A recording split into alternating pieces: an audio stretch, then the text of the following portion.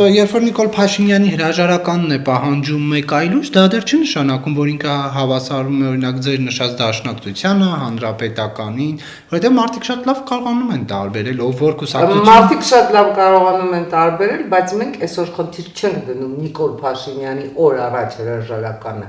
որովհետև մենք գտնում ենք, որ դա պետք է տեղի ունենա ընտրության միջոցով։ Եվ մենք կարծում ենք, որ 2026-ին Հայաստանի Հանրապետության ընտրողը բոլոր հնարավորությունները ունի իրավիճակ փոխելու, բոլոր հնարավորությունները ունի գնալու եւ ընտրելու, այո, հենց մեզ խնդիր ունենալով, նկատի ունենալով, որ հենց մենք գալու ենք մեր ծրագրերով,